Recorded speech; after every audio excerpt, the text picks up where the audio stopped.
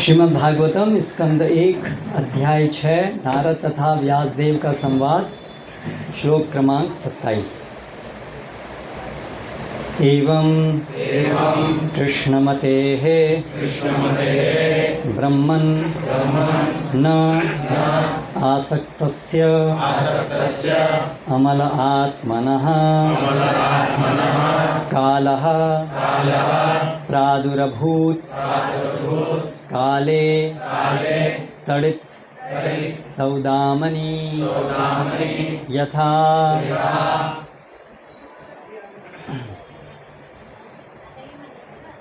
एवं कृष्णमतिर्ब्रह्मन्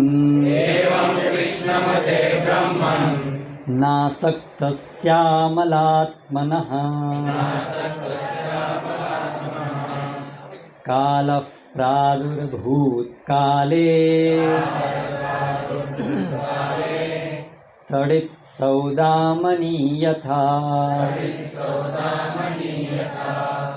एवं कृष्णमतिर्ब्रह्मन् नासक्तस्यामलात्मनः कालः प्रादुर्भूत् काले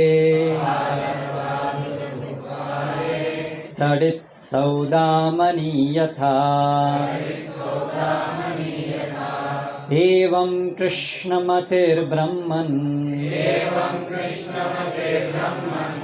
नासक्तस्यामलात्मनः कालः प्रादुरभूत् काले तडित् सौदामनी यथा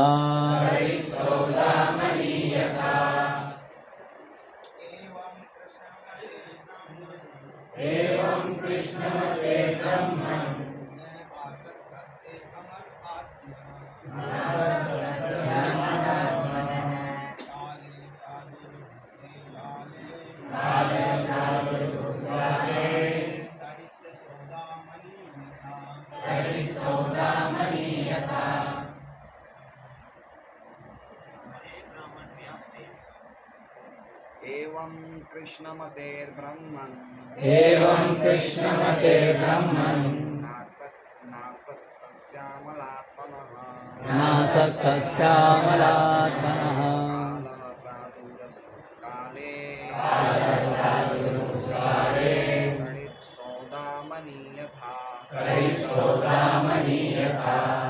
एवं कृष्णमतेर्ब्रह्मन् आसक्तस्यामलात्मनः कालः प्रादुरभूत् काले तडित् सौदामनी यथा माताएं एवं कृष्णमते ब्रह्मन्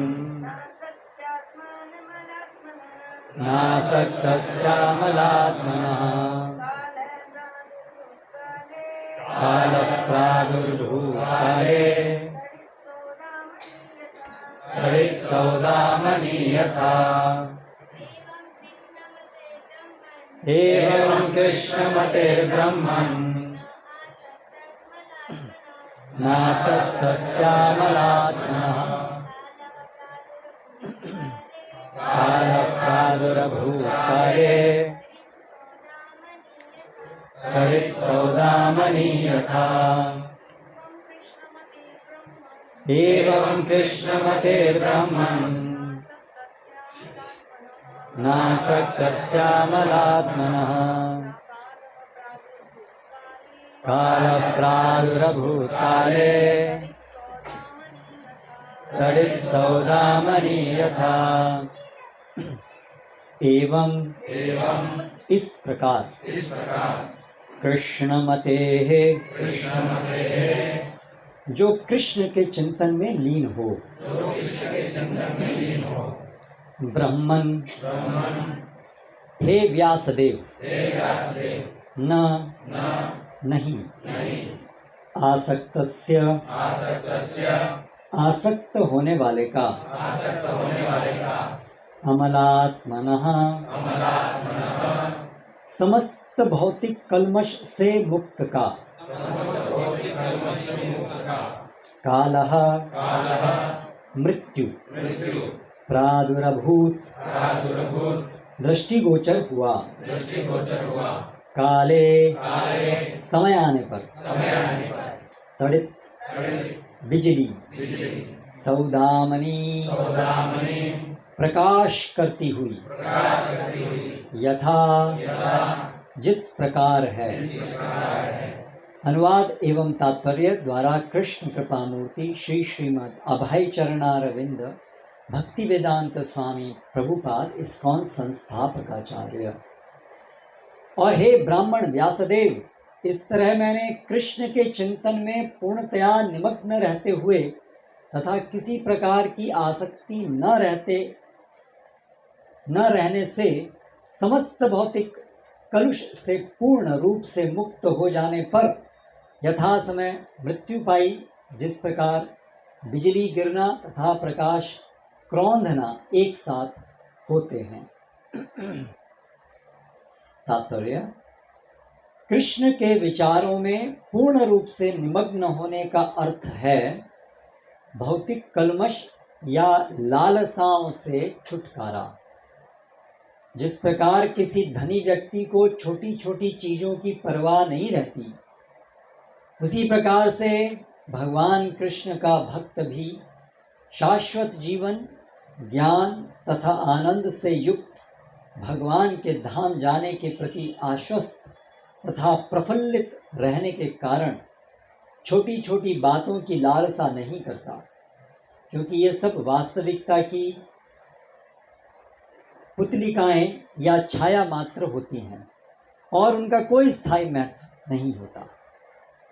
आध्यात्मिक दृष्टि से सुसंपन्न व्यक्तियों का यही लक्षण होता है, और समय के साथ जब शुद्ध भक्त पूर्ण रूप से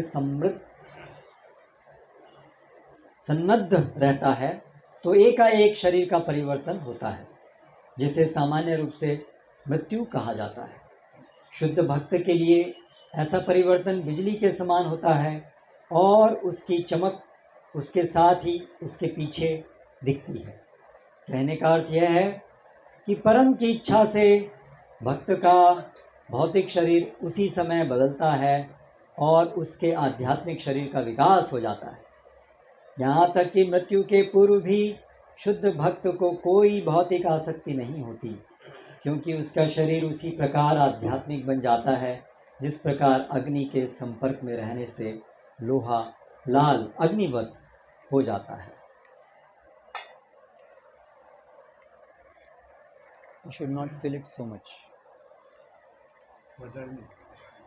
It is easier to drink if it is less.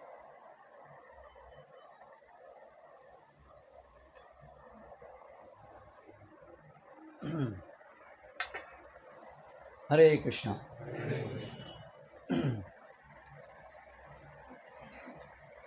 मम ज्ञानतिमिरान्धस्य ज्ञानञ्जनशलाकया चक्षुरुन्मीलितं येन तस्मै श्रीगुरवे नमः।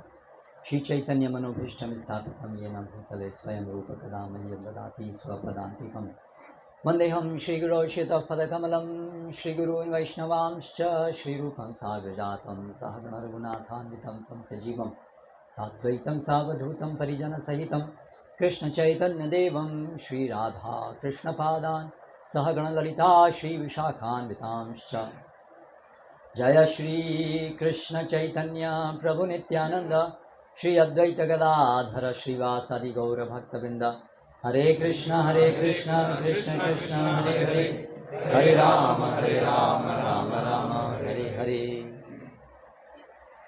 हम सब लोग भगवान कृष्ण को प्राप्त करने के लिए प्रयास कर रहे हैं, अपना पूरा जीवन उसके लिए नियोजित कर रहे हैं। तो कई बार मन में ऐसा प्रश्न आता है, या दूसरे लोगों के मन में ऐसा प्रश्न आता है, कृष्ण को किसने देखा? कभी कभी हमारे मन में भी ऐसी कभी कोई शंका आती है। कभी हम उदास होते हैं, भक्ति में थोड़ा मन भी नहीं लग रहा है, तो मन के अंदर कभी कभी ऐसे विचार भी आते हैं, पता नहीं ये हम कर तो रहे हैं भक्ति, बाद में क्या होगा, कृष्ण मिलेंगे, कृष्ण हैं, देखा तो उनको नहीं है, तो क्या होगा। और ऐसे बहुत सारे नास्तिक हैं जो ये चुनौती प्रस्तुत करते हैं कि आप जो भी कर रहे हो वो केवल एक मनोरंजन जैसा है, क्योंकि जो भी आप कर रहे हो उसका प्रमाण क्या है, उसका सबूत क्या है। तो ये जो प्रसंग चल रहा है यहाँ पर, वहाँ पर हमें एक बड़ा ठोस प्रमाण प्राप्त होता है भगवान की उपस्थिति का, और कैसे ये जो हम पद्धति पालन कर रहे हैं उससे किस प्रकार हमें सफलता प्राप्त होगी, उसका एक विशिष्ट प्रमाण हमें प्राप्त होता है। स्वयं नारद मुनि के जीवन से वो व्यक्त करते हैं कि कैसे उन्होंने साधना की जैसे हम कर रहे हैं, और उस साधना के परिणाम स्वरूप कैसे उन्हें पूर्ण रूप से भगवान का साक्षात्कार हुआ। इसीलिए यदि कोई प्रामाणिक रूप से भगवान की भक्ति करना चाहता है, केवल ऐसा नहीं कि अंधविश्वास से भक्ति कर रहा है, प्रामाणिक रूप से भक्ति करना चाहता है, समझ करके भक्ति करना चाहता है कि जो भी हम कर रहे हैं वो सच तो है ना, तो उसके लिए बहुत सारे अलग अलग प्रकार हैं जिससे वो विश्वस्त हो सकता है। आरंभिक स्थिति में विश्वस्त हो सकता है, उसकी श्रद्धा स्थापित हो सकती है कि कैसे जो वो पद्धति पालन कर रहा है वो बहुत तर्कसंगत है, और फिर धीरे धीरे धीरे आगे जैसे जैसे वो बढ़ेगा तो स्वयं अपने जीवन में भी वही सब चीज़ें अनुभव करेगा जो यहाँ पर महान भक्त अपने उदाहरण से हमें बता रहे हैं। तो इस तरह से ये जो हमारा भक्ति पथ है ये बिल्कुल भी एक अंधा विश्वास जैसा नहीं है। अभी मैं सुन रहा था कुछ एक कोई मूवी आई है केरला, तो उसमें एक सामान्य विचार जो हम देखते हैं आजकल वो ये है कि कई लोग जो हैं वो ऐसे तथाकथित जो हिंदू हैं उनके सामने कुछ प्रश्न रखते हैं कि ऐसा कैसे है, ऐसा कैसे है, और उनके उसके उत्तर उनको नहीं पता होते हैं, क्योंकि हम तो हिंदू मतलब उन्हें हिंदू केवल शब्द है, बाकी तो कुछ उनको पता ही नहीं है। भौतिकतावादी हैं सामान्य रूप से सब लोग, बस केवल एक हिंदू का एक छाप है, लेकिन ना उनको भगवद गीता का कोई ज्ञान है, ना शास्त्रों को कभी अध्ययन करते हैं, ना सत्संग में जाते हैं, और या कभी जाते भी हैं तो वो ऐसे सत्संग होते हैं जिससे कोई आध्यात्मिक ज्ञान प्राप्त नहीं होता है, वास्तव में केवल मनोरंजन ही होता है। इसलिए जब उनके सामने कोई ऐसे चुनौती रख देता है तो उनके पास उत्तर नहीं होता है, और फिर जो थोड़ी बहुत उनकी श्रद्धा थी, बड़ी कोमल श्रद्धा थी, ऊपरी श्रद्धा थी, वो भी टूट जाती है।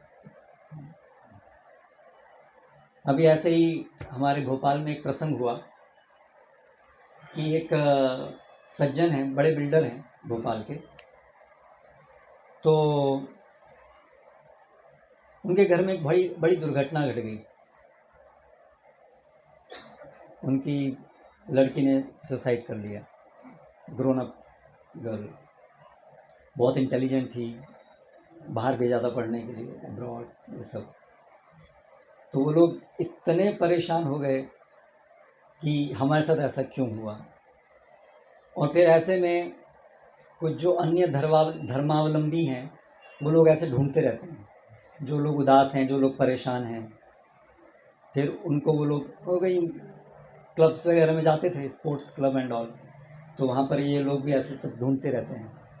तो जब उन्होंने देखा ये उदास दिख रहे हैं तो उन्होंने जो है, उनकी पत्नी उदास थी बहुत, तो उनको एक अन्य धर्मावलंबी उन्होंने पूछा क्या वो उदास हो गए आप, क्या हो गया है?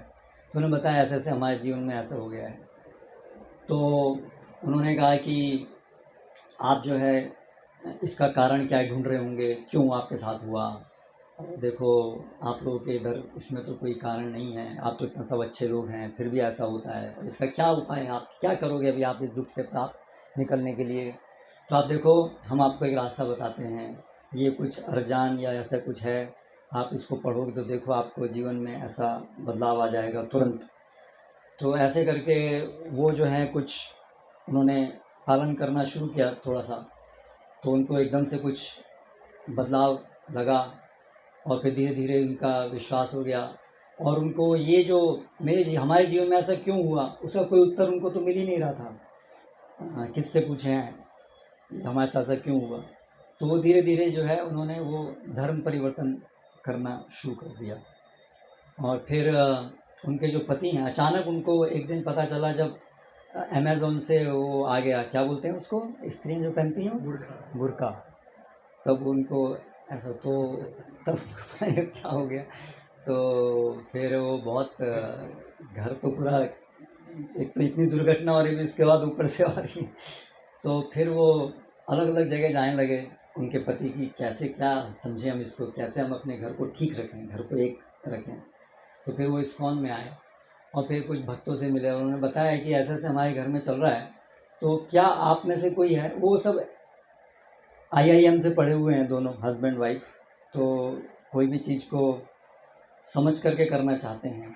उनको कोई भक्त है जो हमें समझाएगा कि सब क्या हो रहा है हमारे साथ। तो फिर हमारे मंदिर के भक्त लोग गए, तो वहाँ पर उन्होंने सब अपने प्रश्न रखे और श्रील प्रभुपाद की पुस्तकों से उनको जब समझाया, तो उनकी जो कोमल श्रद्धा थी तो वो टूट रही थी। लेकिन जब उनको पहली बार ये सुना कि ये बड़ा तर्क संगत है फिलॉसफी, तो उनका पहले तो एक विश्वास वापस उदय हो गया उसका। और फिर अभी वो सब धीरे धीरे सब ये पालन कर रहे हैं पिछले 1 साल से लगभग। तो धीरे धीरे वो सब कुछ अभी समझ पा रहे हैं कि कैसे सब है, और अनुभव भी उनको हो रहा है, भक्ति प्रगति कर रहे हैं। तो अभी वो देख पा रहे हैं कि कैसे स्पष्ट होता है। ऐसे बहुत सारे होते हैं, बहुत सारी चीज़ होती हैं। तो यानी कि हम सबके जीवन में यदि हमें भक्ति को बहुत जीवन भर करना है, बहुत सारी हमारे जीवन में व्यथाएं आएंगी, दुर्घटनाएं भी होंगी, क्योंकि ये जगत में दुर्घटनाएं तो होनी ही हैं सबके जीवन में। दुखालय में शाश्वतम तो ये रहना ही है ना। तो उसकी तो हमें हमेशा अपेक्षा करनी चाहिए कि कभी भी कुछ ना कुछ दुर्घटनाएं हो सकती हैं। तो अगर हमें पूरे जीवन भक्ति में संलग्न रहना है, तो हमें भक्ति में बहुत गहराई चाहिए होगी।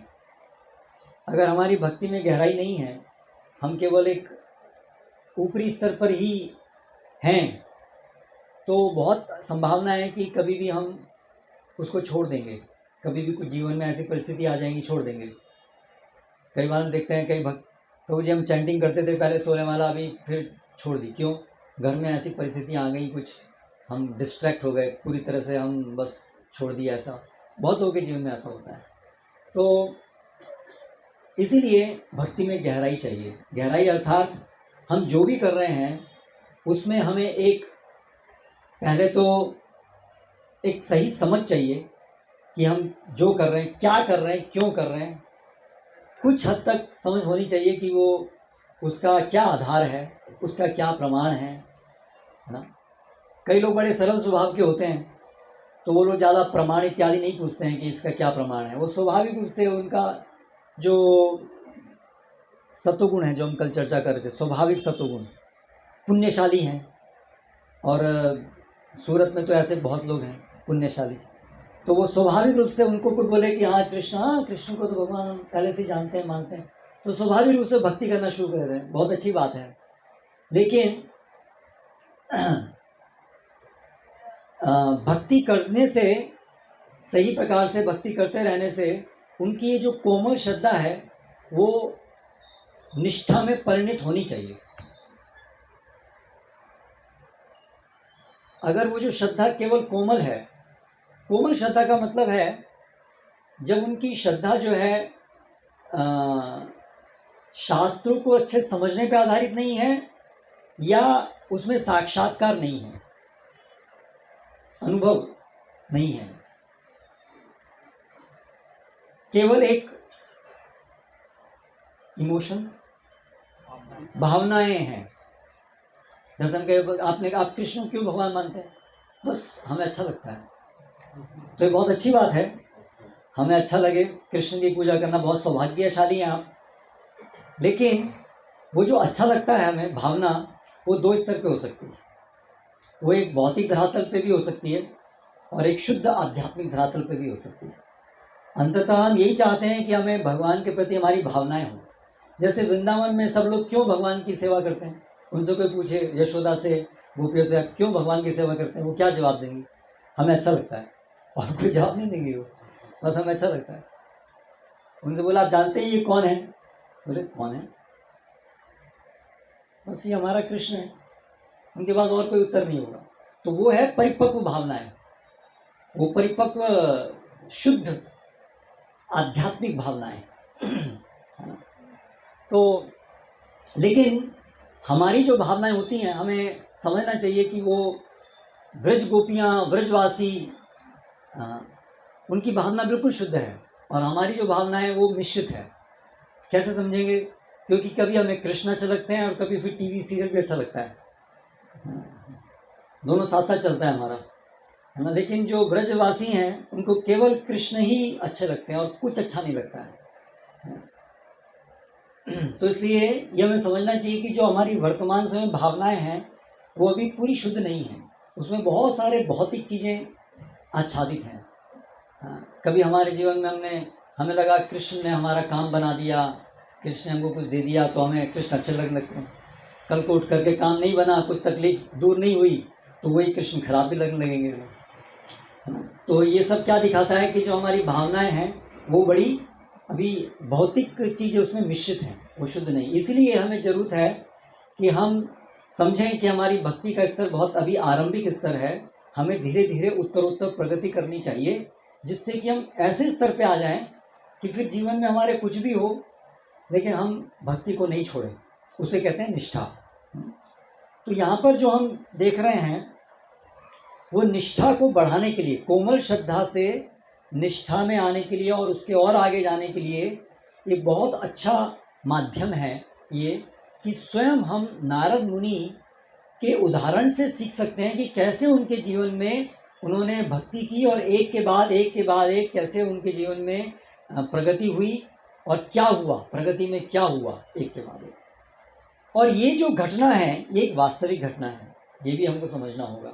आजकल एक बहुत बड़ा षड्यंत्र है, प्रोपेगेंडा, क्या बोलेंगे, एक बहुत बड़ा दुष्प्रचार, एक बहुत बड़ा दुष्प्रचार है कि ये सब तो केवल कहानियाँ हैं, बस लिख दिया गया है।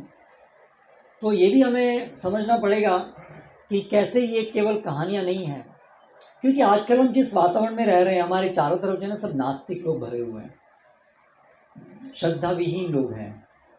तो हम श्रद्धा करना चाहें और सीधे सीधे भक्ति करना चाहें तो भी वो हमको करने नहीं देंगे सीधे सीधे, है ना। वो आपसे जाकर के प्रश्न पूछेंगे अलग अलग, है ना, ये क्यों कर रहे हो, इसका क्या है। तो इसीलिए अच्छा है वर्तमान समय में सबको तात्विक दृष्टि से जितना संभव हो तात्विक दृष्टि से कृष्ण को समझना, ये समझना कि ये जो भागवतम है, ये जो हमारे शास्त्र हैं वो कैसे, आजकल एक शब्द है माइथोलॉजी। माइथोलॉजी का मतलब होता है मन घड़ंत कहानियाँ, मन घड़ंत, मन के द्वारा घटी गई, वो वास्तविक नहीं है, वो केवल काल्पनिक है। ऐसा एक बहुत बड़ा दुष्प्रचार है। तो ये काल्पनिक नहीं है, ये सब काल्पनिक नहीं है। तो ये सब विषय वस्तु भी हमको जाननी चाहिए। तो आजकल वैज्ञानिक लोग बोलते हैं कि उसी चीज़ पे विश्वास करो जो आप देख सकते हो, क्योंकि वही सही है। जो आप नहीं देख सकते वो है ही नहीं। तो इसी तरह से वो हमसे पूछ सकते हैं ये सब आपकी इसमें लिखा हुआ है, आप में से किसी ने देखा ही नहीं है, तो इसलिए ये सब काल्पनिक है। तो क्या उत्तर देंगे हम अपने को, अपने मन को हम क्या उत्तर देंगे? हमने देखा नहीं तो ये सब काल्पनिक है। तो वैज्ञानिक एक के बाद एक खोज कर रहे हैं। जैसे आज इंटरनेट की खोज की है, तो आज से 100 साल पहले वैज्ञानिकों ने को पता था कि इंटरनेट जैसी भी शक्ति है कोई? नहीं पता था, है ना। तो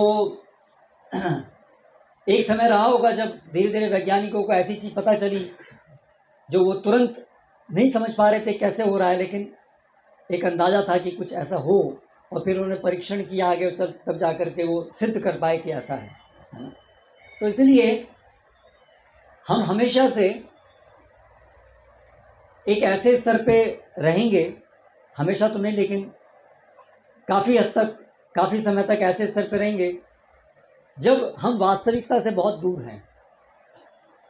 जैसे वैज्ञानिक जो आज वास्तविकता को जान पा रहे हैं, जिस स्तर की वास्तविकता आज ये विद्युत है, इंटरनेट है, शक्तियाँ हैं ना जो आंखों से नहीं देखी जा सकती, करेक्ट, लेकिन फिर भी एक पद्धति के माध्यम से वो आज इस शक्ति को जो आंखों से नहीं दिखती है उसको भी समझ पा रहे हैं और उसको प्रयोग कर पा रहे हैं, जिससे अलग अलग उपकरण बन पा रहे हैं। यानी इससे एक चीज़ क्या समझ में आ रही है कि सब चीज़ हम देख पाएँ ऐसा संभव नहीं है, या केवल जो दिखता है वही सही है ऐसा जरूरी नहीं है। क्योंकि इवन वैज्ञानिक दृष्टि से भी हम देख रहे हैं बहुत सारी चीज़ें हैं जो हम नहीं देख पाते हैं, लेकिन वो चीज़ होती हैं। तो केवल ना देखने से ये सिद्ध नहीं होता कि वो चीज़ नहीं है, केवल ना देखने से। हाँ, ना देखने से और कोई बोले कि ऐसा है, उससे ये सिद्ध नहीं होता कि वो है, ये भी है। लेकिन दूसरी तरफ केवल ऐसा नहीं कि बस हमें दिख नहीं रहा है तो उसका मतलब वो तो है ही नहीं, क्योंकि हमारी आंखें जो हैं, हमारी देखने की शक्ति जो है बहुत सीमित है। तो इसलिए अगर कोई बोले कि आपको कृष्ण दिखे, नहीं दिखे, तो इससे घबरा नहीं है, नहीं दिखे क्योंकि मुझे अभी देखने की शक्ति मेरी अभी पूर्ण नहीं है। लेकिन एक पद्धति है जिससे कि देखने की शक्ति हमारी पूर्ण हो सकती है। हमें ऐसी आंखें प्राप्त हो सकती हैं जिससे हम जो आज नहीं देख पा रहे हैं उसको कल देख पाएंगे। जैसे वैज्ञानिक जो 100 साल पहले तक नहीं देख पा रहे थे उसको आज देख पा रहे हैं। देखने का एक अर्थ होता है समझना, इसलिए अंग्रेजी बोलते हैं यू सी, समझे, क्योंकि समझना भी देखना। तो केवल देखने से मतलब नहीं है कि आंखों से देखना, वास्तव में देखने का अर्थ है समझना। तो क्योंकि हमारी आंखों की शक्ति, वर्तमान आंखों की शक्ति तो अपूर्ण है, इसलिए हम इससे बहुत कम चीज़ देख पाते हैं इन आंखों से। तो इसलिए अगर कोई बोले आपने भगवान को देखा है, तो हमें बोलना चाहिए कि हाँ देखा है एक प्रकार से। जैसे आज वैज्ञानिक, इंटरनेट और बहुत विद्युत शक्ति, विद्युत को किसी ने देखा है? एक्चुअली विद्युत को किसी ने नहीं देखा है। तो बहुत सारी चीज़ें हम देखते हैं उसके प्रभाव से। विद्युत को हम देखते हैं उसके प्रभाव से, मन को हम देखते हैं उसके प्रभाव से, बुद्धि को हम देखते हैं उसके प्रभाव से। बुद्धि किसी ने देखी है? नहीं देखी है, तो इसका मतलब बुद्धि नहीं है, उसके प्रभाव से समझ सकते हैं। तो उसी प्रकार से भगवान है, हम उनको कैसे समझ सकते हैं? पहले उनके प्रभाव से समझ सकते हैं। इसलिए प्रभुपाद जी बोलते हैं जब आप सूरज को देखो, जब आप चंद्र को देखो, जब आप इस जगत में बड़ी चीज़ें, जो प्राकृतिक चीज़ें जो हो रही हैं बहुत सुदृढ़ सुव्यवस्थित तरीके से चल रही हैं, इसका मतलब उसको बनाने वाला कोई बुद्धिमान व्यक्ति होना चाहिए। तो इस प्रकार से उस प्रभाव से हम देखते हैं। जैसे ये मकान है, तो बाबा ये सब उदाहरण देते थे, है ना। ये मकान है, हम यहाँ बैठे हैं, हमने किसी के इस मकान के आर्किटेक्ट को नहीं देखा है, करेक्ट, लेकिन फिर भी हम समझते हैं कि आर्किटेक्ट है इस मकान को बनाने वाला। तो क्योंकि बिना आर्किटेक्ट के संभव नहीं है बनना। तो उसी प्रकार से ये पूरा इतना सुंदर जगत जो इतना व्यवस्थित तरीके से बनाया गया है, ये छोटा सा मकान तो उसके सामने कुछ भी नहीं है। तो इस तरह से हम आरंभ कर सकते हैं समझना कि कोई ना कोई बुद्धिमान व्यक्ति होगा, ये आरंभ है। उसी प्रकार से भगवद्गीता में रसोहम अप्सु कौन्तेय, जल का स्वाद कृष्ण है। ये स्वाद किसने बनाया, क्यों बनाया? कोई ना कोई इसके पीछे बनाने वाला होगा। ये अपने आप से चीज़ें नहीं बनती हैं, कोई भी सुव्यवस्थित तरीके से अपने आप से नहीं बनती हैं, है ना। इतने गहरा जिसमें व्यवस्था हो, ऐसी गहरी व्यवस्थाओं वाली चीज़ कोई अपने आप नहीं बनती। हाँ, बाहर कोई ईंट का ढेरा लगा है तो हम बोल सकते हैं कि सब ईंटें फेंकी और ऐसे करके बन गया। लेकिन ये जो मकान भी, ये भी ईंटों का ही ढेरा है ना, ढेर है, ये भी ईंटों का ही ढेर है। लेकिन इस ढेर में और बाहर जो ऐसे ही ईंट फेंके, उस ढेर में अंतर दिखेगा ना, है ना। तो केवल ईंटें फेंकने से मकान नहीं बन जाएगा, करेक्ट। ईंटों को एक के ऊपर एक व्यवस्थित तरीके से लगाने से ये मकान बनेगा। इसके बीम्स पड़े हैं, वो ऐसे अपने आप से नहीं बन जाएंगे, उसके पीछे एक समझ होनी चाहिए, तभी वो मकान बनेगा। तो उसी प्रकार से संसार भी इसी प्रकार से बना हुआ है। तो हमें इस प्रकार से समझना चाहिए। और फिर उसके उपरांत ये जो शास्त्र हैं ये भगवान की वाणी है, क्योंकि शास्त्रों में बहुत सारी ऐसी चीज़ें हैं जो हम देखेंगे कि हमारे अनुभव में वो सब बहुत गहरा विज्ञान यहाँ पर है, बहुत गहरा विज्ञान यहाँ पर उपस्थित। लेकिन पढ़ना चाहिए। समस्या क्या है, जो ये तथाकथित हिंदू हैं ये कोई पढ़ते ही नहीं है कुछ शास्त्रों को, है ना। कोई समझाने वाले लोग भी बहुत कम हैं और ये लोग जाते नहीं हैं, इसलिए इनको कुछ नहीं पता होता है, इसलिए ये लोग कोई पूछता है तो समझा नहीं पाते हैं। तो यहाँ पर ये जो श्रीमद् भागवतम है ये माइथोलॉजी नहीं है, ये अगर इसको केवल आप पढ़ेंगे तो आप समझ जाएंगे कि बहुत गहरा विज्ञान है ना। जैसे पूरी सृष्टि कैसे हुई उसको बहुत अच्छे समझाया है, उनमें से बहुत सारी चीज़ तो आज विज्ञान समझ पा रहा है कि ये जो चीज़ें हैं वो कैसे सही हैं। तो इस प्रकार से हम समझ सकते हैं। और अंततः आप ये भी समझिए, आज जो विज्ञान जिस स्तर पे है, बहुत सारी चीज़ें उन्हीं को समझ में नहीं आ रही हैं। अभी क्या हो रहा है विज्ञान से, बौखलाए हुए हैं सब लोग वैज्ञानिक, ये भी हमें जानना चाहिए, है ना। तो वो आप सब ये बोलते थे कृष्ण देखे आपने, नहीं देखे तो फिर कैसे पता। तो आप उनसे पूछ सकते हैं, वैज्ञानिक लोग आजकल ऐसा बोलते हैं कि संसार का 95% भाग आज तक किसी ने नहीं देखा है, वैज्ञानिक ने भी नहीं देखा है, वैज्ञानिकों ने भी नहीं देखा है। कितना? 95%। तो जो वैज्ञानिक बोले तुमने देखा, तुम जानते हो क्या है, तुमने देखा है कुछ? तुम तो तुम्हारी भाषा में बोलते हो कि 95% तुमने नहीं देखा है। और वो जो 5% है, जब जिसने 95% नहीं देखा तो उसको क्या पता कि जो देखा है वो 5% है कि नहीं। इसका क्या प्रमाण है कि जो तुमने देखा है वो 5% है, क्योंकि 95% तुमको पता ही नहीं है। तो वो परसेंटेज एग्जैक्टली कौन फिक्स करेगा? करेक्ट। बहुत संभावना है, जब 95% आपको पता ही नहीं क्या हो रहा है तो बहुत संभावना है कि ये 5% जो है वो 0.5% भी हो सकता है। करेक्ट। तो वास्तव में जो वैज्ञानिक हैं, हाँ, वो लोग अभी जैसे विज्ञान आगे बढ़ रहा है उस विज्ञान से वो लोग समझ रहे हैं कि हम कुछ नहीं जानते हैं, लेकिन बोलते नहीं आगे। बोलते तो यही हम सब कुछ जानते हैं। अभी एक स्टीफन हॉकिंस है ना, साइंटिस्ट, उसने किताब लिखी है, मर गया किताब लिख करके, ग्रैंड डिज़ाइन। उसमें लिखता है विज्ञान ने सब कुछ जान लिया है। 95% पता नहीं है, बोल रहे विज्ञान ने सब कुछ जान लिया है। मतलब इस बात को कि 95% हमें नहीं पता है, वो कहता है हमने जान तो लिया ना कि हमको नहीं पता है।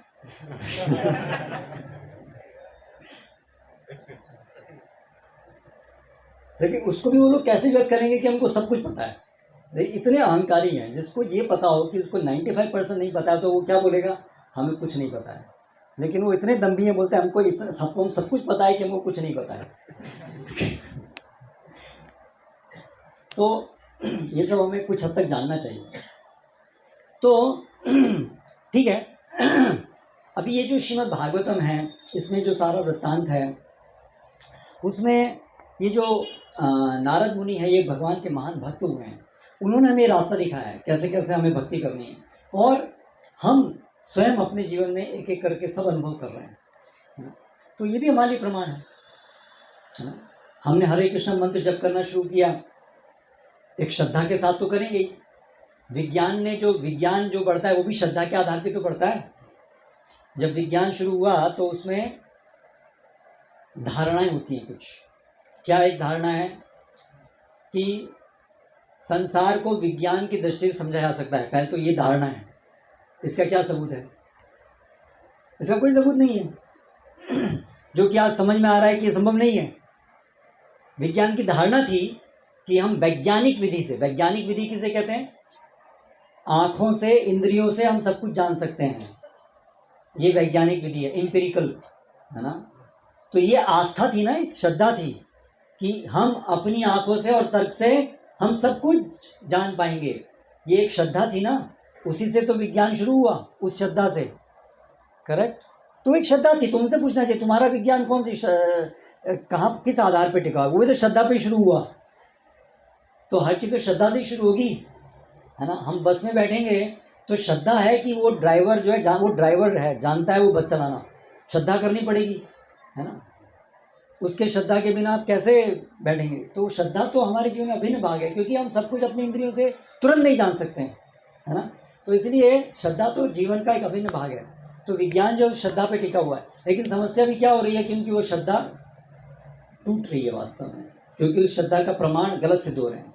उसी आँखों से वो सब देख पा रहे हैं कि हम आँखों से कुछ नहीं देख सकते हैं, समझ रहे हैं इस चीज़ को। इसलिए अभी वो लोग ऐसी ऐसी थ्योरी लेके आ रहे हैं कि अगर कोई चीज़ केवल मैथमेटिक्स से समझाई जा सके तो फिर भी वो स्वीकार करनी चाहिए, भले ही आपको नहीं दिखे। इसलिए आज की पता है आपको वैज्ञानिक क्या बोलते हैं कि करोड़ों करोड़ों ब्रह्मांड है, ऐसा बोलते हैं वैज्ञानिक। आज करोड़ों करोड़ों ब्रह्मांड है ना।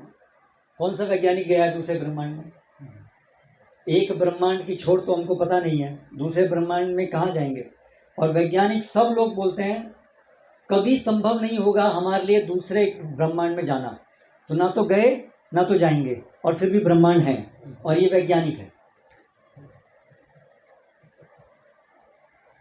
वो जो वैज्ञानिक पहले बोलते थे कि जो देखते हैं उसी पे विश्वास करना चाहिए, आज वो कह रहे हैं ना तो हमने देखा है ना कभी देख पाएंगे, फिर भी हमें पूरा विश्वास है कि ऐसे ब्रह्मांड है। तो ये कौन सा विज्ञान रह गया है ना। अभी दूसरी तरफ आप यहाँ पर आइए, ये हमारे शास्त्र हैं, यहाँ पर ऐसी चीज़ बताई है जो हमने नहीं देखी है। वैकुंठ है, भगवत धाम है, हमने नहीं देखा है, ठीक है, लेकिन उसकी पूरी विधि बताई है। ये विधि पालन करके हम भगवान का दर्शन कर सकते हैं। वैज्ञानिक लोग क्या बोलते हैं, आप वैज्ञानिक विधि पालन करके भी दूसरे ब्रह्मांड में नहीं जा सकते हैं। तो क्यों विश्वास करें कि ऐसे है? क्योंकि मैं बोल रहा हूँ इसलिए विश्वास करो, बस। हाँ बस। और यहाँ पर शास्त्र क्या कह रहे हैं, हम में से हर व्यक्ति कृष्ण के साथ बात कर सकता है। वो विधि बताइए पूरी, और उस विधि के अंदर अलग अलग स्टेप्स बताए हैं। पहला स्टेप करो ये प्राप्त होगा, दूसरा स्टेप करो ये प्राप्त होगा, तीसरा करो ये प्राप्त होगा, और अंत में धीरे धीरे जाते आते भगवान को सुनोगे पहले, फिर भगवान के दर्शन भी करोगे, और फिर पूरी तरह से साक्षात भगवान की सेवा करोगे, है ना। सब कुछ विधि बताई है, और उस विधि को पालन करने से ऐसा हुआ उसका प्रमाण भी है ना। तो इतने सारे आप देखिए सबूत हैं जो बहुत अधिक तर्कसंगत हैं, है ना। तो विज्ञान से तो बहुत ज़्यादा वैज्ञानिक है ये हमारा शास्त्र। फिर अंत में सबूत क्या है, अपना अनुभव, खुद अपने जीवन में अनुभव करना, वो अंतिम प्रमाण है ना। तो अंत में सही बात है, जो भी चीज़ है वो अनुभव होनी चाहिए। भगवान है तो वो हमें उनका अनुभव होना चाहिए। तो वो सब कुछ शास्त्रों में बताए, सबका अनुभव है।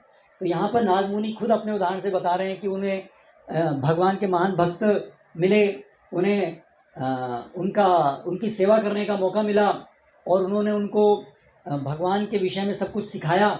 भगवान कौन है, कैसे हैं, हम कौन हैं, भगवान के साथ हमारा संबंध क्या है, ये सब उन्होंने सुना उन महान भक्तों से।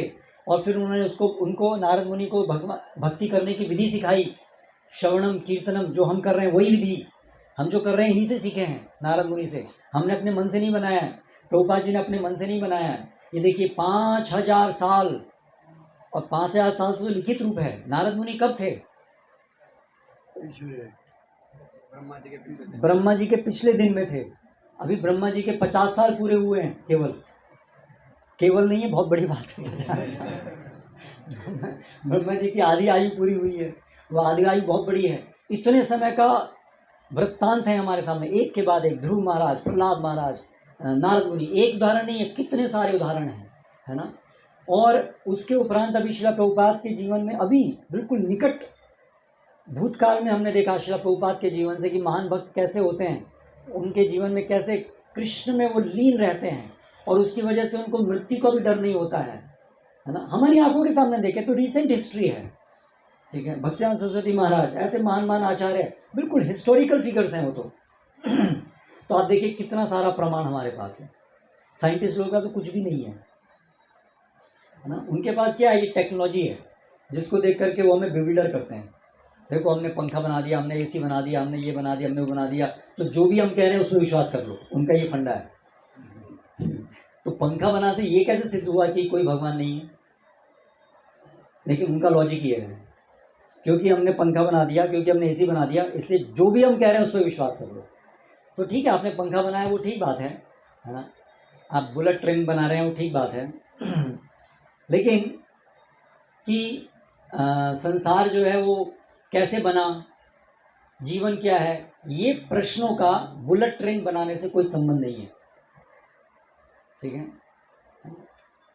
छोटा मोटा खेल खेल करके, प्रकृति के कुछ नियमों को जान करके उससे ये कह देना कि हम सब कुछ जान गए हैं, ये बहुत ही एक चीटिंग है जो साइंटिस्ट लोग कर रहे हैं, है ना। थोड़ा बहुत जानते हैं, उससे बड़ा बड़ा क्लेम कर लेते हैं, और हम लोग तो सब मूर्ख हैं ही, हमारे तो ये भी जादू है।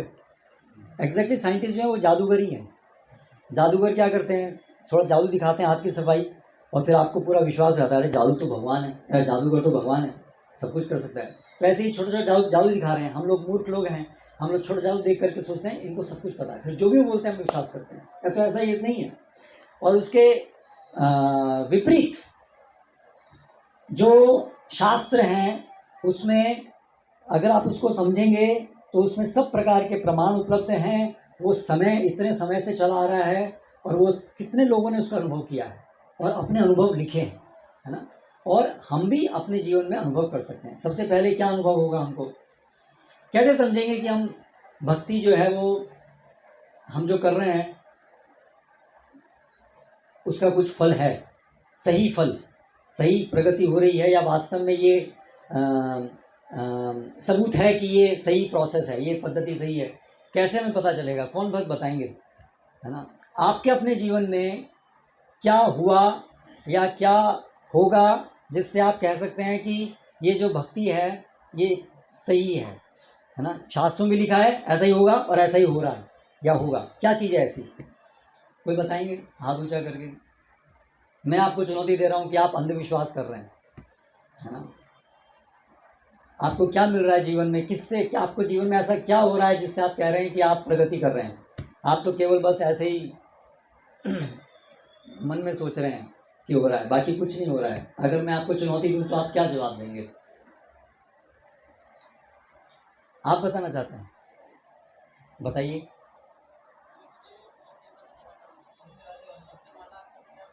हाँ, क्या हो गया, बीपी कंट्रोल हो गया। अच्छा अच्छा अच्छा, तो वो तो दवाइयों से भी आता है। हाँ, पर ठीक है, तो वो भी एक प्रकार की दवाई है फिर। नहीं देखिए, अगर हमने दवाई लिए बिना हमारा बीपी कंट्रोल हो गया तो इससे ये कैसे सिद्ध हो गया कि कृष्ण भगवान है। योगासन करने से भी बीपी कंट्रोल हो जाता है, हैं? क्या कह रहे हैं, आगे जो बैठे हो आपको सुनाई दे रहा है।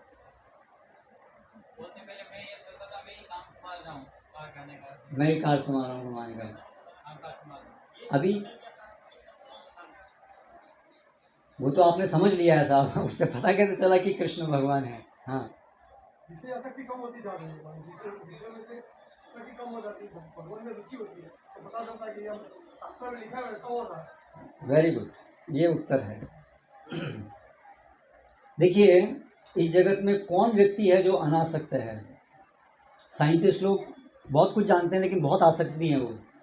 और आसक्ति से क्या होता है, काम क्रोध लोभ मोह मद मत्सर्य, और उससे सब लोग पाप करते हैं। ये बड़े बड़े वैज्ञानिक भी बड़े बड़े पापी हैं, है ना। सब जो है अपने इंद्रियों के गुलाम हैं, है ना। सब जो है शराब नशा, बहुत बहुत बहुत लोग, बड़े बड़े बुद्धिमान लोग भी ये करते हैं, वो लोग भी इसके गुलाम हैं। वो लोग, हमारे एक टीचर थे, वो एक हमारी कक्षा में हमारी क्लासेस होती थी जब मेडिसिन की, तो उन्होंने एक दिन टॉपिक आया स्मोकिंग, तो उन्होंने 1 घंटा लेक्चर लिया कि स्मोकिंग कैसे कैसे गलत है, पूरा उसके अंदर ये केमिकल होता है, उस केमिकल का पूरा बॉडी के अंदर जाता है, तो उससे फिर ये होता है, उससे ये होता है, पूरा उन्होंने 1 घंटा अच्छे समझाया। फिर क्लास ख़त्म होते ही कार में बैठ करके बीड़ी सिगरेट पीने लगे। तो उस दिन मेरे को समझ में आया कि ये जो बोल रहे हैं ये जानते हैं लेकिन फिर भी ये गुलाम है अपने इंद्रियों के, है ना। तो ऐसे सब बहुत से लोग हैं, वो लोग सब गुलाम हैं, है ना। तो इस गुलामी से निकलना आसान नहीं है, इंद्रियों की गुलामी से निकलना बहुत बहुत मुश्किल। आप संसार के अंदर ना उंगली पे गिन सकते हैं जो लोग अपने इंद्रियों के स्वामी हैं। गोस्वामी जो है ना, वो उंगली पे गिन सकते हैं आप, है ना। तो भगवान की जो भक्ति है, कृष्ण नाम है, उससे पहला जो परिणाम होता है, जो इतनी दुर्लभ चीज़ है कि हमारा जो आसक्तियां हैं जो हमें गुलाम बनाती हैं, हाँ, हम उन आसक्तियों से छूट जाते हैं बहुत ही जल्दी। हाँ, थोड़ा सा भी भगवान के नाम का आभास मात्र होने से हमें ये परिणाम प्राप्त हो जाता है, जो लोग बहुत बहुत प्रयास करने पर भी जिससे नहीं निकल पाते हैं, है ना। फिर एक दूसरी चीज़ क्या है, न केवल हमारी भौतिक जगत की आसक्ति हटती है, बल्कि हमें भगवान, जिनको भी हम, जो भी शास्त्र के अनुसार भगवान है कृष्ण, उनकी सेवा करने में हमें रुचि उत्पन्न होती है। ठीक है, तो अगर कृष्ण काल्पनिक होते, ठीक है, अगर कृष्ण काल्पनिक होते तो कृष्ण का नाम लेने से ये भौतिक जगत की आसक्ति खत्म होना और उनकी सेवा में रुचि उत्पन्न होना, ये कोई काल्पनिक चीज़ से संभव नहीं है। अगर संभव है तो आप कोई भी और काल्पनिक चीज़ बना दीजिए और उससे ऐसा परिणाम करा के दिखा दीजिए। ठीक है, कृष्ण की जगह आप किसी कोई भगवान मान लीजिए। अगर कोई चीज़ काल्पनिक ऐसे हो सकती है तो आप अपने जो पालतू कुत्ता है उसको भगवान मान लीजिए। काल्पनिक बनाना है ना, तो किसी को मान लीजिए और कुत्ते की सेवा करते करते आप भौतिक जगत की आसक्तियों से निकलने का प्रयास कीजिए, देखते हैं संभव होती है कि नहीं होती। तो ये हमारी चुनौती है खुलेआम। आप भौतिक जगत की आसक्तियों को छोड़ पाएँ और जिनको भी आप मान रहे हैं ये हैं, उनकी सेवा करने में रुचि उत्पन्न हो। और कैसी सेवा, आप देखिए भक्तों के जीवन में पूरा जीवन वो भगवान की सेवा में लगा देते हैं, इतने सारे कष्ट लेते हैं। लोग जनरली कुछ भी प्राप्त करने के लिए, सुख प्राप्त करने के लिए कुछ भी करते हैं, लेकिन भगवान की सेवा में भक्त तो कष्ट लेते हैं। आप प्रभुपाद के जीवन में देखेंगे तो वो ज़बरदस्ती कष्ट ले रहे हैं, है ना। भारत छोड़ करके अमेरिका जा रहे हैं। प्रभुपाद कोई अमेरिका कभी इम्प्रेस नहीं हुए अमेरिका से। प्रभुपाद तो भक्त थे, उनको तो राधा दामोदर मंदिर में भक्ति कर रहे थे बहुत अच्छे से, लेकिन वो कष्ट लेकर के गए। हार्ट अटैक हुआ तो भी गए वहाँ पर। तो क्यों, उनको ऐसा क्या मिल रहा था भगवान की सेवा में, ऐसा क्या मिल रहा था। और भौतिक जगत की कोई आसक्ति उनको नहीं थी। परिवार भी, उन्होंने संन्यास ले लिया था, पत्नी बच्चे सबको छोड़ दिया था, और उनको नाम ख्याति का भी कुछ नहीं था। और उनके जीवन में उन्होंने भगवान की सेवा करने के लिए क्या क्या नहीं किया उन्होंने। तो ये बहुत ही विशिष्ट चीज़ है कि भगवान की सेवा करने में एक आनंद प्राप्त हो रहा है, और वो एक तर्क संगत भी है। बहुत से लोग जो हैं देश के लिए मर मिट जाते हैं, वो भी बहुत त्याग करते हैं देश के लिए, लेकिन उसमें कोई ज्ञान नहीं है। देश के लिए मर मिटने से क्या प्राप्त होगा, है ना। आपका अगला जीवन क्या होगा, उसमें कोई ज्ञान नहीं है। हम कौन हैं, क्या है, कोई नहीं है, बस एक बहुत ही एक अज्ञानता पे आधारित। तो यहाँ पर ज्ञान है, अनुभूति है, दोनों चीज़ें हैं। ऐसा ज्ञान है जो बहुत तर्कसंगत है, जो हमें इस भौतिक जगत के परे ले जाता है। देश के लिए मर मिटना तो वो भी इसी जगत की बात है। इस जगत की बात है, मतलब जन्म मृत्यु की बात है, जन्म मृत्यु ये सब के अंदर है। लेकिन ये एक ऐसा ज्ञान है जो इस भौतिक जगत के जो सबसे बड़े बंधन है जन्म मृत्यु, उससे निकलने की बात करता है, उससे निकलने का मार्ग दिखाता है ना। तो इसलिए ठंडे दिमाग से हम सोचें तो ये वास्तव में ज्ञान है, और ये ज्ञान ऐसा है जिसको अनुभूति की जा सकती है, जिसकी, और वो पद्धति भी दी हुई है और उसके प्रमाण हैं यहाँ पर। ये सब चीज़ मिला करके हम समझ सकते हैं कि ये एक ज्ञान है, वास्तविक ज्ञान है। और फिर अपने जीवन में जब हम अनुभव करते हैं तो उससे बिल्कुल पक्का हो जाता है कि हम सही दिशा में जा रहे हैं, और जैसे जैसे हम आगे बढ़ते जाएंगे वैसे वैसे हमारी श्रद्धा और बलिष्ठ होती जाएगी। ठीक है, तो अभी यहाँ पर नारद मुनि के जीवन में देखिए क्या हुआ। उन्होंने श्रवण किया, कीर्तन किया, जो हम कर रहे हैं वही सब उन्होंने किया, है ना। और वो सब करने से लेकिन उनकी भक्ति जो है ना बहुत तीव्र थी। उनको बहुत विश्वास था वो जो भी कर रहे थे, और बता रहे हैं अनासक्त से, धीरे धीरे वो पूरी तरह से अनासक्त हो गए, और उनको बहुत विश्वास था, है ना। ये विश्वास उनको, जो भी उन्होंने सुना, शास्त्रों पे सुना, भगवान के भक्तों से, पूरी श्रद्धा से उन्होंने उसको ग्रहण किया, है ना। उन्होंने सब कुछ सुना, जाना, क्यों क्या सब जाना, लेकिन समझने के बाद पूरी विश्वास से उसको पालन किया, और विश्वास से यथारूप पालन किया। और यथारूप पालन करने पे धीरे धीरे उनके जीवन में ये सब हुआ। उनकी सारी आसक्ति भौतिक जगत से खत्म हो गई, है ना। उनकी माता का देहांत हो गया बहुत कम आयु में, है ना, तो भी वो विचलित नहीं हुए, है ना। उनकी आसक्ति जो है वो नहीं थी माँ में, और वो जो है भगवान की भक्ति श्रवण कीर्तन में लगे रहे, और फिर धीरे धीरे उनके हृदय में भगवान का दर्शन हुआ, फिर साक्षात भगवान का दर्शन हुआ, और उसके बाद में भगवान ने उनको बोला कि अभी इस जीवन में आप केवल एक ही बार मुझे देख पाएंगे, लेकिन आप भक्ति करते रहो और फिर आपको ऐसा शरीर प्राप्त होगा जिसमें आप निरंतर मेरा दर्शन कर पाओगे, निरंतर मेरे साथ रह पाओगे। तो इस प्रकार से इसे कहते हैं सिद्ध देह, सिद्ध देह, आध्यात्मिक देह।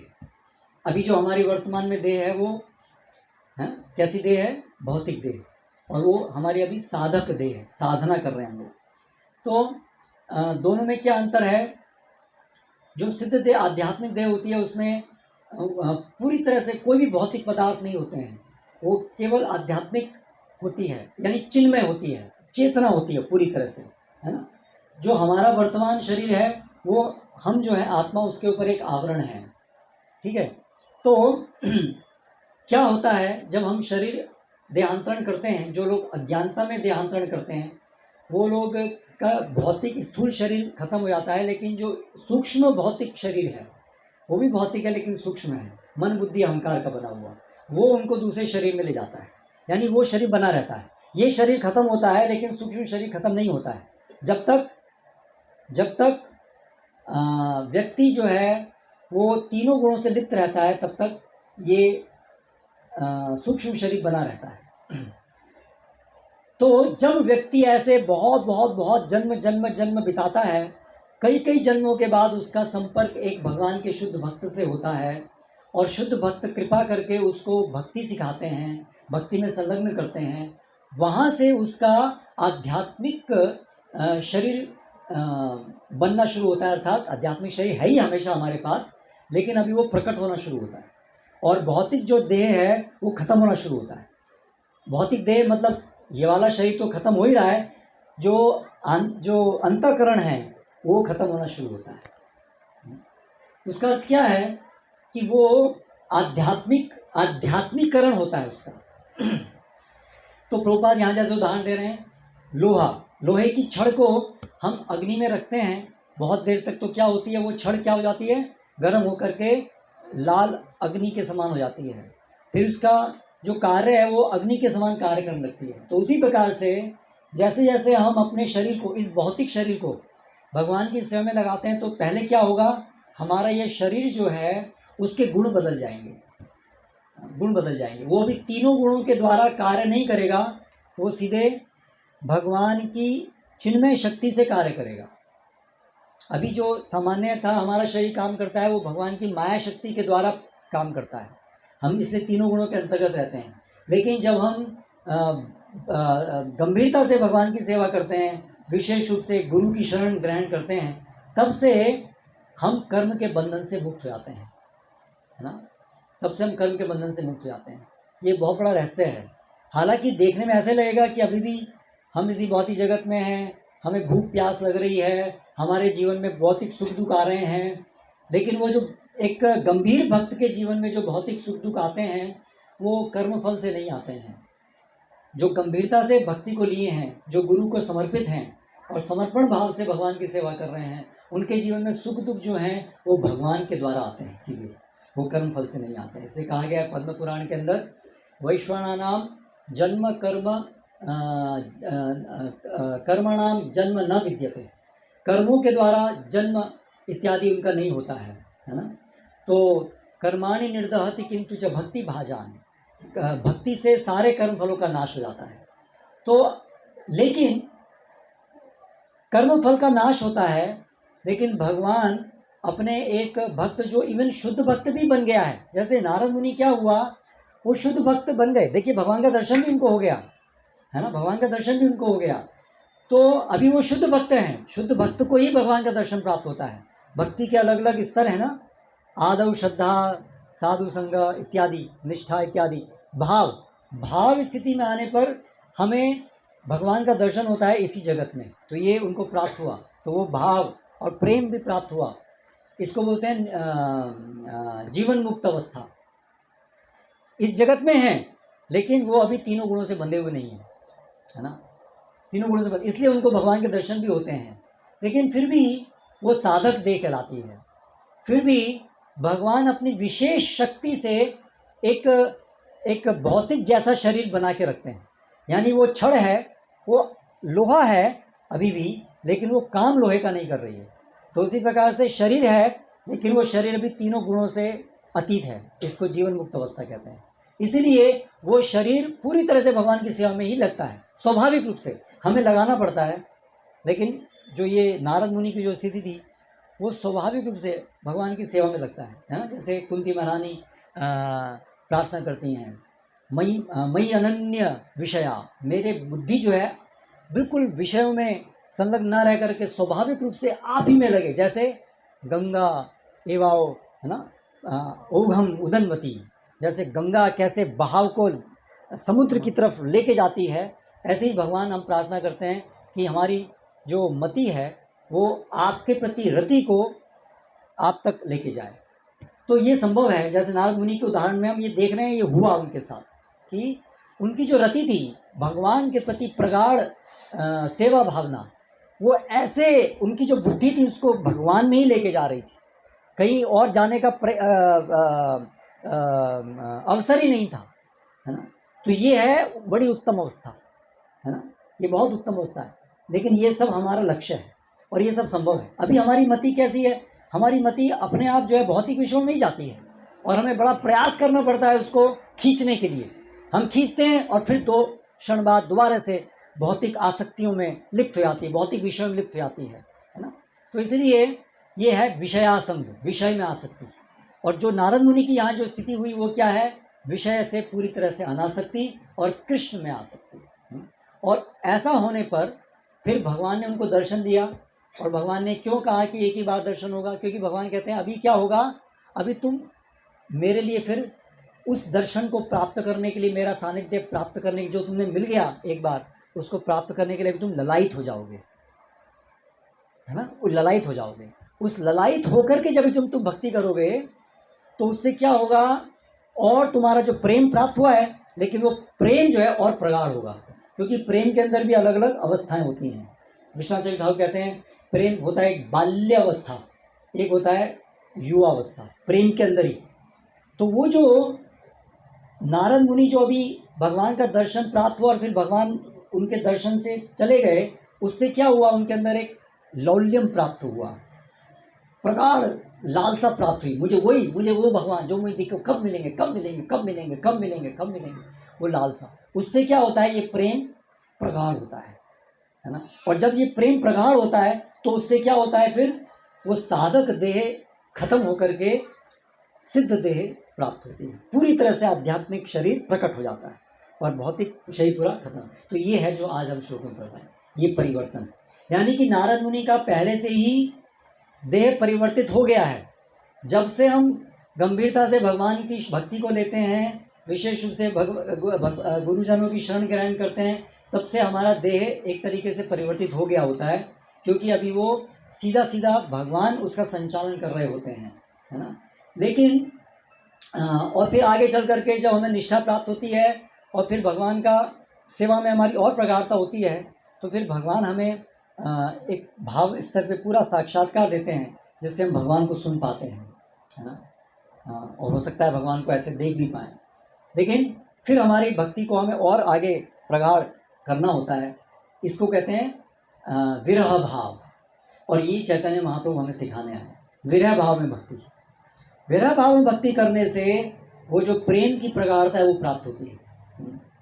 अभी हमें किससे विरह है, भौतिक विषयों से विरह है।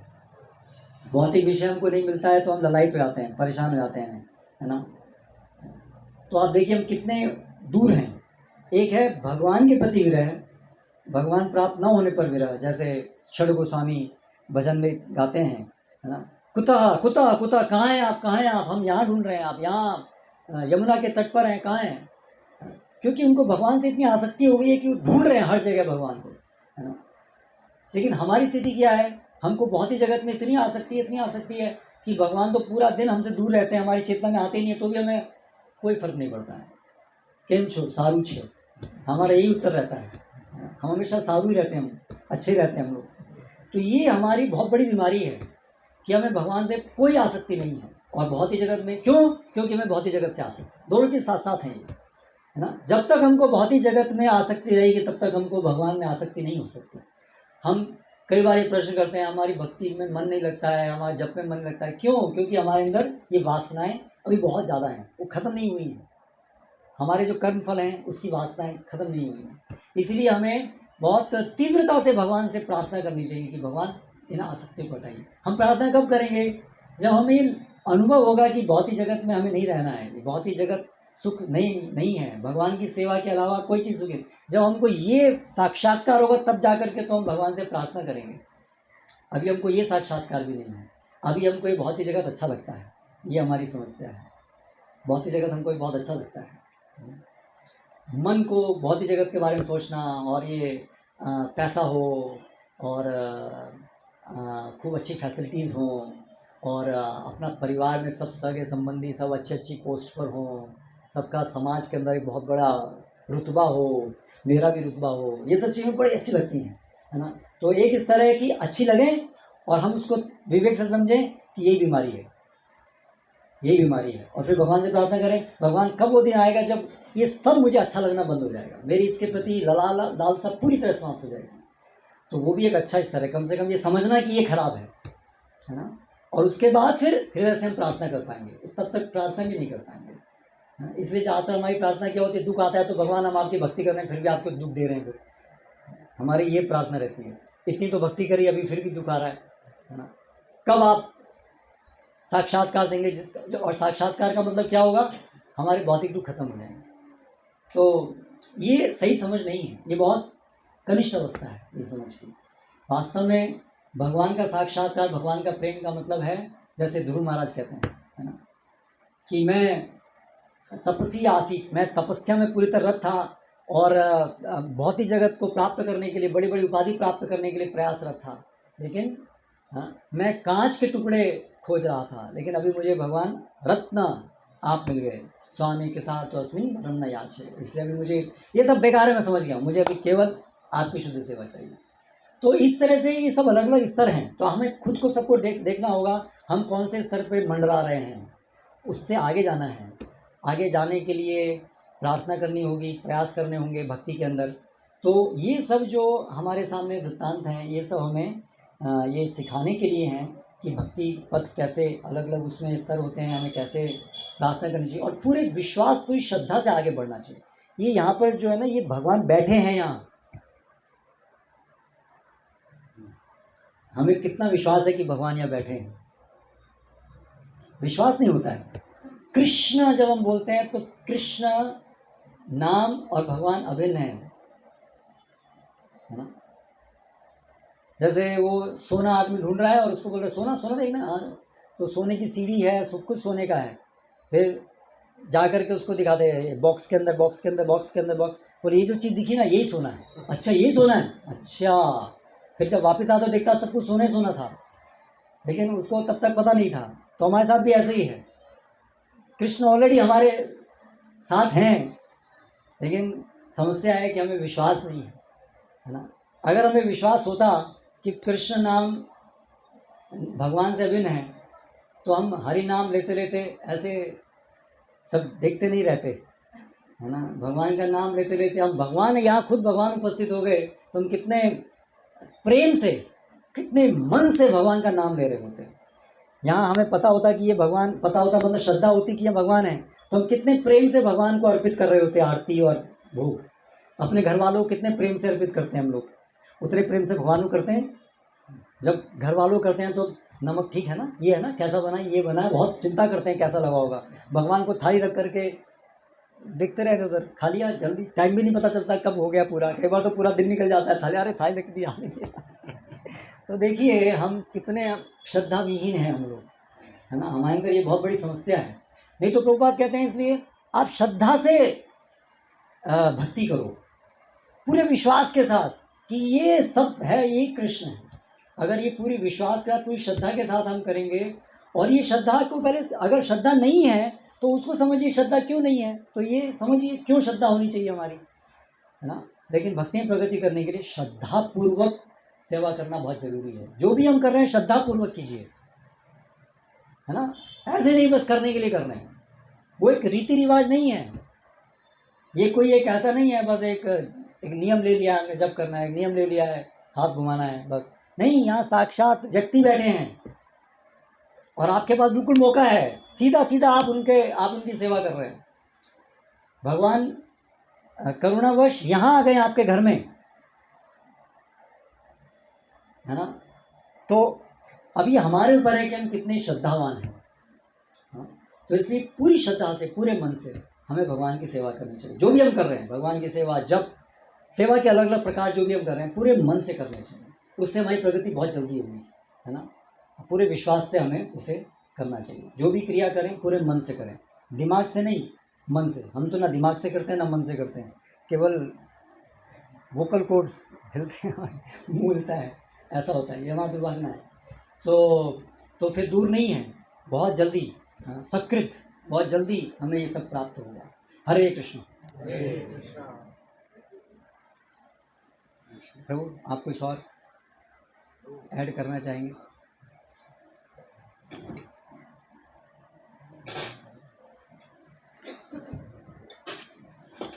तो जैसे आपने बताया कि बहुत सारे ऐसे सत्संग भी होते हैं, बाबा भी होते हैं जो आध्यात्मिक ज्ञान नहीं देते हैं।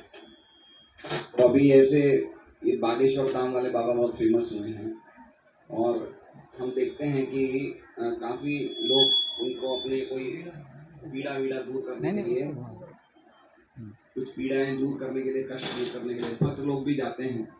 तो पॉइंट ये है कि क्या करना चाहिए, क्योंकि वो भी सीताराम के उपासक हैं ऐसा वो बता रहे हैं। तो क्या इसका प्रॉपर क्या होना चाहिए भक्तों के लिए? क्या हमें, हमसे भी कोई पूछते हैं तो भी हमें क्या करना चाहिए, तो हमें क्या प्रॉपर करना चाहिए?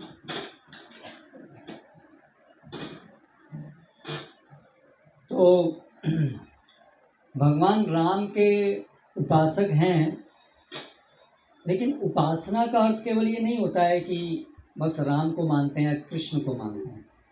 देखिए, हम लोग भी पहले प्रभुपाद के पुस्तक पढ़ने से पहले, भक्तों के संपर्क में आने से पहले, हम सब लोग भी तो कृष्ण जन्माष्टमी मनाते होंगे, कृष्ण मंदिर जाते होंगे। अभी भी हम कृष्ण मंदिर में जाते हैं, भगवान कृष्ण की पूजा करते हैं। तो हमारे जीवन में कोई बदलाव आया है या पहले से भी हम कृष्ण भक्ति थे, अभी भी कृष्ण भक्त हैं? तो पहले जो हम कर रहे थे वो कृष्ण भक्ति नहीं थी।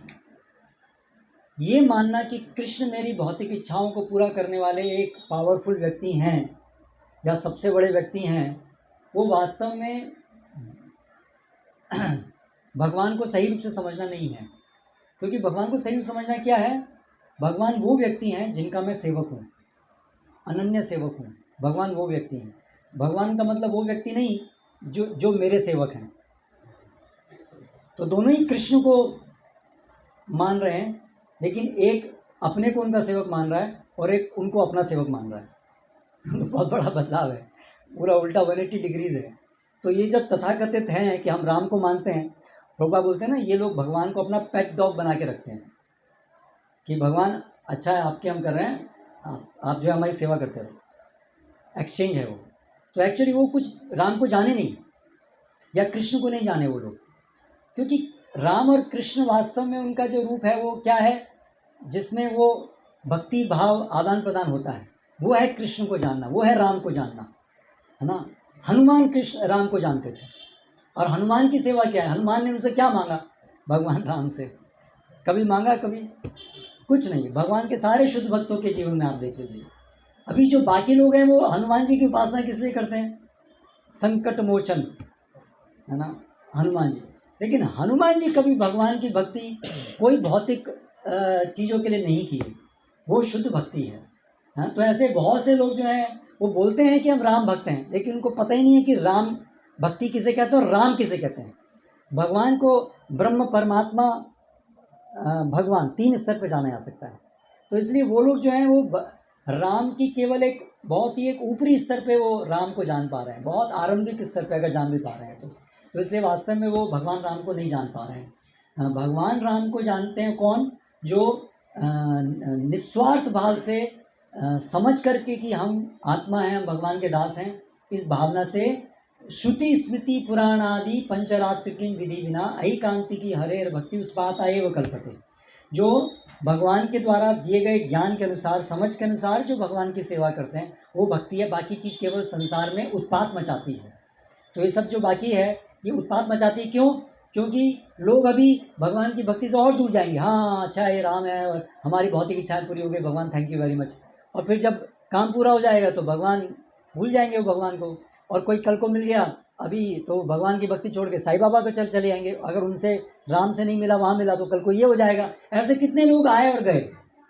तो इसलिए जो वास्तव में अगर भक्त हैं तो उनको वहाँ नहीं जाना चाहिए। वो जा रहे हैं इसका मतलब भक्ति को नहीं समझे हैं। करेक्ट। हरे कृष्णा। तो जी कभी कभी प्रश्न आते हैं भक्तों के द्वारा कि हम भक्ति कर रहे हैं लेकिन अभी हमारी भौतिक इच्छा है, तो हम भक्ति भी करेंगे, भौतिक इच्छा भी पूर्ण करेंगे। ऐसा बहुत सारे से भक्त हैं जो अच्छी तरह भक्ति करके आगे बढ़ते हैं और वो आगे बढ़ते रहते हैं, लेकिन हम उनके स्तर पर नहीं है। अभी सवेसा जी प्रभु वो तो विरक्त है, तो मैं इतने लेवल पर नहीं हूँ, तो मैं भक्ति भी करूँगा, इंद्रिय तृप्ति भी करूँगा, चाहे मैं इस जन्म में नहीं जाऊँगा दूसरे जन्म में जाऊँगा। जैसे कभी कभी भक्तों के प्रश्न आते हैं, तो आप वो उसके क्या कहते नहीं तो हरे कृष्ण। श्रील प्रभुपाद भगवद गीता में एक तात्पर्य में लिखते हैं 3रे अध्याय के कि एक भक्ति पथ पर जो साधक है उसको भक्ति की आरंभिक अवस्था से भक्ति के सिद्धांतों के प्रति एवर्जन, द्वेष या हैं हाँ इस प्रकार से उनको अरे ये परवाह नहीं करना उनकी, और अवहेलना। तो भक्ति के आरंभ से भक्ति के सिद्धांतों की अवहेलना नहीं करनी चाहिए। तो इसीलिए भक्ति के आरंभ से ये समझना चाहिए कि सिद्धांत तो ये है कि भगवान की सेवा और भौतिक सुख का प्रयास, ये दोनों चीज़ें साथ साथ नहीं चलती हैं। ये दोनों चीज़ें एक दूसरे के बिल्कुल विपरीत हैं। क्योंकि अगर भौतिक जगत का हम भोग कर रहे हैं तो फिर भगवान प्रसन्न नहीं है हमसे। सेवा का मतलब होता है भगवान को प्रसन्न करना। तो इसलिए भौतिक जगत का भोग करना, तो भगवान को ऐसी सेवा नहीं चाहिए ऐसे लोगों से जो भगवान के अन्यत्र कहीं पर कुछ अपना सुख ढूंढ रहे हैं, यानी कि वो समझे ही नहीं है कि उनका भगवान के साथ क्या संबंध है, ना समझना चाहते हैं। तो इसीलिए एक भक्त जो है वो आरंभ से उसको ये क्लियर होना चाहिए कि भौतिक जो आसक्ति है वो भगवान को प्रसन्न नहीं कर रही है और इसलिए वो भक्ति में रुकावट है। अभी ऐसा हो सकता है कि मैं चाहते हुए भी ये भौतिक आसक्ति से नहीं निकल पा रहा हूँ। तो उस भक्त के लिए बताया गया है कि जो हम सबकी स्थिति है लगभग, हम सब लोग आसक्ति अनुभव कर रहे हैं भौतिक जगत से, लेकिन हम प्रयासरत हैं कि हम उस आसक्ति से निकलें। तो ये ठीक है, ये प्लेटफॉर्म। लेकिन ये सोचना कि भौतिक आसक्ति भी हम बनाए रखेंगे और हम भगवान की भक्ति भी करेंगे, ये दोनों चीज़ साथ साथ में नहीं होंगी। तो वो फिर पेट्रोल मतलब अग्नि में पेट्रोल और पानी दोनों साथ साथ डालने जैसा है, तो वो नहीं होना चाहिए। आसक्ति है तो भगवान से प्रार्थना करनी चाहिए कि भगवान ये आसक्ति हमारे मार्ग में रुकावट है, कैसे हम इससे बाहर निकलें। हाँ, लेकिन ऐसा ज़रूर होगा कि आसक्ति हैं, निकल नहीं रही अभी, लेकिन आसक्ति बनाए रखने की इच्छा नहीं होनी चाहिए। और कोई प्रश्न है?